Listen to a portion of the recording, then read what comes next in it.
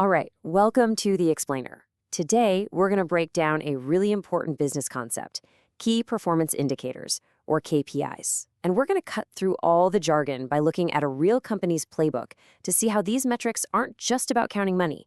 They're about building a future. Let's get into it. So, let's kick things off with a big question. How do you really measure a company's success? Is it all about profit? Or is there maybe a deeper story to tell? Because, as you've probably guessed, profit, well, that's just chapter one. And to help us answer that, we're diving into Vivant Corporation's 2025 performance dashboard.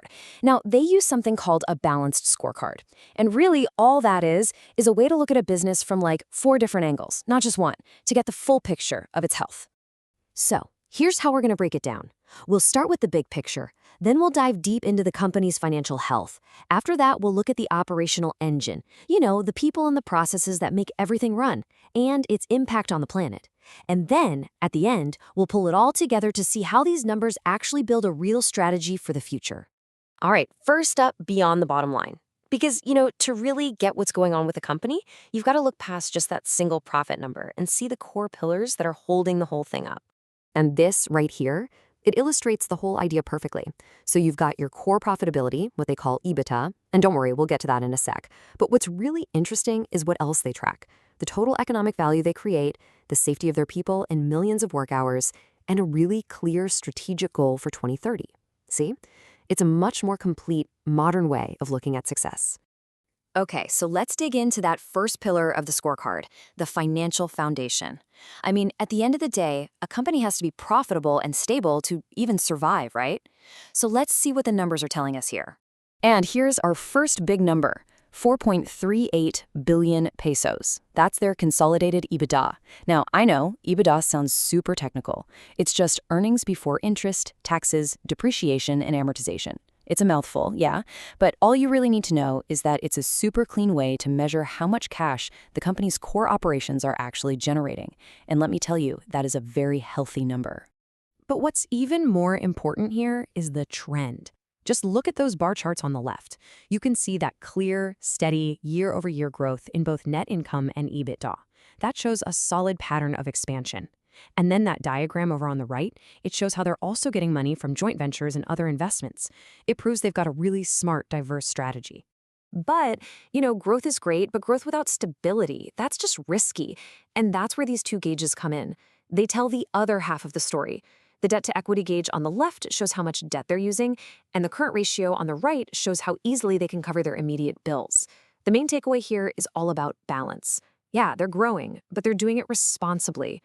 So let's attach some real numbers to that idea. Okay, so that debt-to-equity ratio, 0.48, that is super low. It basically means the company owns way more than it owes, so it's on really solid ground. And the current ratio, 1.70, that means for every single peso they owe in the short term, they have 1.70 pesos just sitting there, ready to pay. It's pretty simple. They're stable, both for today and for the long run. Okay, this chart looks complicated, but it's actually just telling a story about their cash. See on the far left? They started with 4.8 billion pesos. Then you just follow the bars along. Operations brought cash in, investing and financing used some up, but here's the most important part. Look at the far right. They ended up with more cash than they started with. That's a huge sign of a really well-managed company. Okay, so the financials look great, but you have to ask, where do those numbers actually come from? Well, they come from the people, from the operational engine of the company. A company is really only as good as its team, right? So let's see how they measure just how safe and effective that team is. Wow, 9 million. Just let that sink in. Over 9 million total safe man-hours. And that is so much more than just a statistic on a page. That number represents millions and millions of tiny moments where an accident could have happened, but didn't. It's a huge indicator of a safety culture that's just baked into everything they do. And check this out. Look at this combination. On one side, you've got this incredible safety record, and on the other, 100% completion rate for performance reviews. That tells you a really powerful story, doesn't it? It says we keep our people safe, and we make sure everyone is on the same page, all pulling in the same direction. All right, so we've talked money and we've talked operations. Now it's time for the other two big perspectives on that balanced scorecard. How the company impacts the planet, and how ready it is for whatever the future holds. So we're putting these two side by side again for a really important reason. This is the balanced view in action. You have to have strong people metrics, like on the left, but they have to be paired with strong environmental accountability, like you see on the right. It's not just about one thing. It's about creating value for everyone, for the shareholders, for the employees, and for the whole community. So, what does that environmental accountability actually look like? Well, it all starts with measuring stuff. Here, Vivant is tracking what's called its Scope 1 greenhouse gas emissions. Basically, that's the direct pollution coming from things they own or control. You know the old saying, right? You just can't manage what you don't measure. And once you start measuring, that leads you to a goal. All of this detailed tracking is pushing them towards a really clear, pretty ambitious goal. Get to 30% renewable energy by the year 2030. And that's a perfect KPI. It connects what they're doing today with where they want to be tomorrow. All right, and that brings us to our final section, putting it all together. We've looked at all these different KPIs, the financials, the operations, the environmental stuff. Now it's time to connect all those dots and see how it all fits into one single strategy. So we've seen all the individual pieces of the puzzle, right? The financial numbers, the safety stats, the admission reports. Now we're going to see how they all weave together to tell one single, powerful story about where this company is going. And this image, wow, it just illustrates the entire idea so brilliantly. I want you to think of it like a temple. That solid foundation at the bottom, that's the 2025 KPI foundation. It's all those numbers we just went through. And that strong base is what holds up the three pillars of their future: positive business, positive planet, and positive people. And what do those pillars hold up?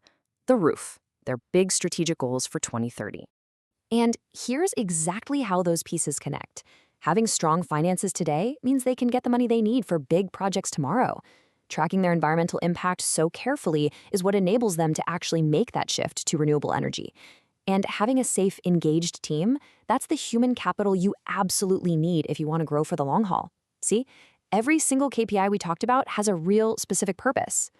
You know, I think this quote from their report just sums it all up perfectly. What they accomplished in 2025 isn't the finish line. Nope. It's the fortified foundation. It's the proof that this company is absolutely ready to execute on its big vision for sustainable growth.